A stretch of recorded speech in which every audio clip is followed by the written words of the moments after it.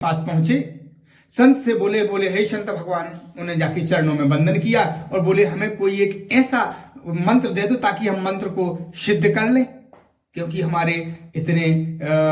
हम बड़े व्यापारी हैं, सेठ हैं, हमारे बहुत से काम हैं, कोई एक ऐसा मंत्र दे दो हम सिद्ध कर लें, उस मंत्र के जरिए हमारे सारे कार्य होते रहे। संत ने उनको जो है एक मंत्र दिया और मंत्र जैसे उन्होंने मंत्र का जाप किया, मंत्र सिद्ध हुआ, उसमें एक प्रीत प्रसन्न हो गया। प्रीत प्रसन्न हो गया और बस सेठ जी से सारे काम, जब भी सेठ से पूछेगा हमें काम बताओ, तो सेठ जी जो है उसे अपने काम बताएं और सारे सेठ जी के घर गृहस्थी के वो काम करने लगा। अब कोई भी सेठ जी कोई भी काम बताएं वो तुरंत काम कर दे और सेठ जी के सामने फिर खड़ा हो जाए, बोले सेठ जी काम बताओ। अब तो सेठ जी परेशान कि अब उस प्रीत को कहां से काम दें, क्योंकि उनके पास जो काम होता था तो सेठ जी बताते हो तुरंत वो पूरा कर देते, क्योंकि वो जिंदों क्योंकि जिंदों का तो काम ही होता है, उन्हें तो काम करते ही आपने पलक झपकाई उन्होंने काम पूरा कर दिया। अब सेठ तो इतना परेशान हो गया कि कहां काम बताए।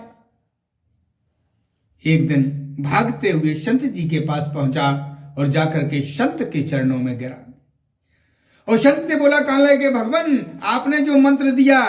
मंत्र की सिद्धि की मैंने, तो एक प्रीत प्रसन्न हो गया है, लेकिन प्रीत ऐसा है कि मैं जो काम कर बताता हूं, जो काम देता हूं, वो तुरंत कर देता है,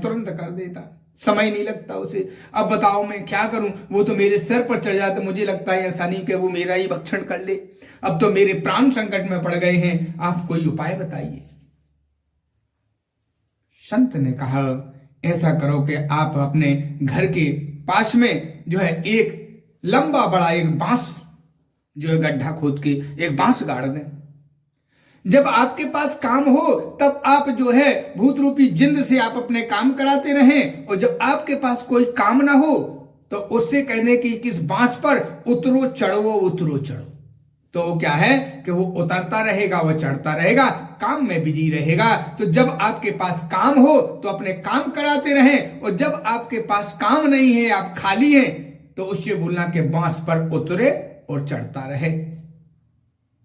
ये कथा केवल यहीं तक सीमित नहीं है, ये हमारा जो मन रूपी हमारा जिंद है, जो हमारा मन रूपी प्रीत है, वो भी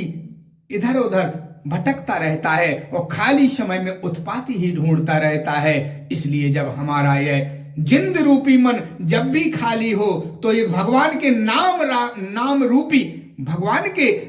रूपी एक बांस गाड़ दिया जाए, और हमेशा जब मन खाली हो तो भगवान के नाम रूपी बांस में उसे उतारते रहो, चढ़ाते रहो और उसी में लगाते रहो, और हमेशा निरंतर भगवान का भजन करते रहें। तो मन पर हमें नियंत्रण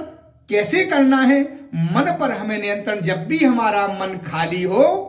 तो हम निरंतर भगवत चरणों में हमारा मन लगा रहे और निरंतर भगवान का नाम स्मरण और नाम संकीर्तन और भगवान का नाम जाप चलता रहे। और इस प्रकार जब आप निरंतर इस प्रकार की अपनी आदत बना लेंगे तो एक दिन वो हो जाएगा कि फिर नाम सुमरन आपको करने की आवश्यकता नहीं है, अपने आप आपके मुंह से भगवान नाम अपने आप निकलना शुरू हो जाएगा। और जब अब आपके मुंह से अपने आप भगवान नाम निकलना शुरू हो जाएगा तो समझ लेना कि अब भक्ति का रंग आपके ऊपर आ गया है। इसलिए मन पर नियंत्रण करने के लिए हमें मन पर कैसे नियंत्रण किया जाए, जिस प्रकार संत ने सेठ को बताए हुए एक जिंद के लिए बांस गाड़ा के जब भी कामना हो तो निरंतर ऊपर चढ़ते उतरते रहे, इसी प्रकार हमारा जो मन रूपी जिंद है इसको हम भगवान नाम रूपी एक बांस गाड़ दें और उस पर जो है इस मन रूपी जिंद को नाम रूपी डंडे के सहारे लगा दें और निरंतर नाम का जाप करता रहे, मन हमारे नियंत्रण में आ जाएगा।